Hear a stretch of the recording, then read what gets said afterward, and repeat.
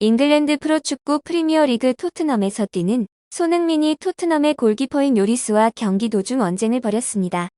영국 축구 전문 매체 풋볼 런던은 21일 손흥민과 요리스가 전날 열린 울버햄프턴과 경기에서 의견이 서로 맞지 않는 모습을 보였다고 보도했습니다.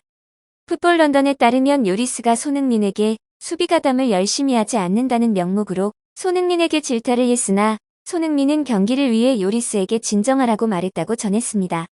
토트넘 구단 소식을 전하는 스퍼스 웹도 같은 내용을 보도하며 손흥민의 대인배적인 행동에 칭찬한다 라고 전했습니다.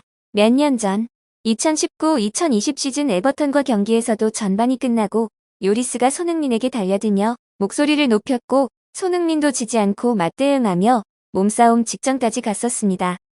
후반 시작과 함께 포옹하며 상황이 정리됐지만 2년 정도 지난 이번에 또 비슷한 장면이 연출되었습니다. 이와 같이 요리스의 지나치게 감정적인 행동에 대해 해외 네티즌들은 점점 요리스에 대한 비판이 커져만 갔습니다. 해외 네티즌들은 이렇게 반응했습니다. 요리스는 나이도 있고 자신의 입지가 점점 좁아지니 관심을 받아야 좀 더 생존할 수 있기 때문에 이유 없는 시비를 착한 손흥민에게 거는 것이다. 손흥민이 너무 불쌍하다. 요리스의 행동들은 너무 비신사적이었다. 요리스는 늙었다. 그렇기에 손흥민을 이용해서 언론에 자기 이름을 노출시키는 것이다. 요리스는 곧 나갈 것이다. 이번에도 나가기 직전에 겨우 잔류했는데 감독에게 잘 보이고 좀 더 오래 있기 위해서 이번에 이런 짓을 벌인 것이다. 이참에 요리스가 토트넘을 나갔으면 좋겠다. 라고 네티즌들이 반응을 보이고 있습니다. 현재 토트넘은 리즈 유나이티드의 수문장인 이안 멜리에를 눈여겨보고 있습니다.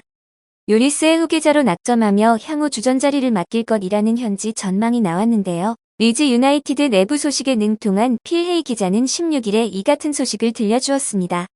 토트넘은 현재 멜리에에게 관심이 있는 구단 중 하나다. 미래의 수문장으로 생각하고 있으며 그가 요리스의 뒤를 이어 골문을 지키길 원하고 있다. 고 소식을 전했습니다.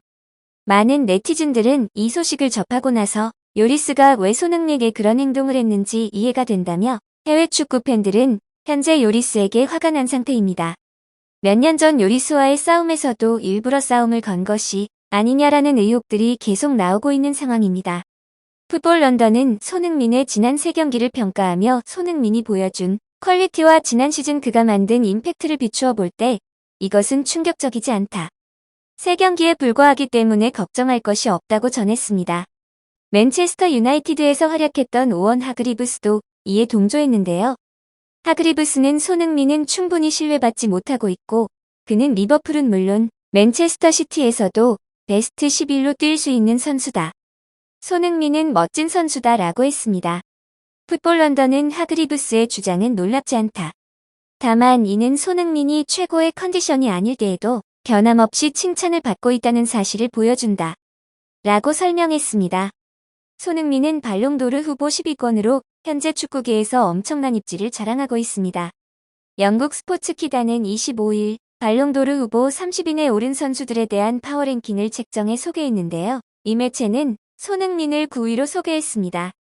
스포츠 키다는 2021 22시즌 손흥민은 아시아 선수로는 사상 처음으로 유럽 5대 리그에서 득점왕에 올랐다. 손흥민은 지난 시즌 토트넘에서 핵심 선수였고 토트넘은 프리미어리그 4위를 차지해 유럽 축구연맹 챔피언스리그 출전 티켓을 획득했다. 지난 시즌 토트넘에서 45경기에 출전해 24골 10어시스트를 기록했다며 손흥민의 맹활약을 재조명했습니다. 발롱도르를 주관하는 프랑스 풋볼은 지난 13일 올해 발롱도르 후보 30인을 선정해 소개했습니다. 지난 시즌 프리미어리그 득점왕을 차지한 손흥민은 토트넘의 UEFA 챔피언스리그 결승행을 이끌었던 지는 2019년 이후 개인 통산 2번째 발롱도르 후보 30인에 포함되었습니다. 하지만 현재 손흥민은 힘든 시간을 겪고 있는데요. 첼시전에서 손흥민에게 인종차별 비하를 한 관중이 나타났습니다. 첼시 구단이 나서 해당 관중을 영구 출입 금지를 조치를 취하였지만 지난해 맨유전 인종차별로 SNS 테러를 당한 손흥민 입장에서는 잊고 싶은 기억일 것입니다. 당장 손흥민에게 큰 문제가 있는 것은 아닙니다. 그는 누구보다 비시즌을 열심히 보냈고 부상도 없습니다. 아직까지는 개막 후 3경기를 치렀을 뿐입니다. 영상이 도움이 되셨다면 구독과 좋아요를 잊지 말고 눌러주세요. 감사합니다.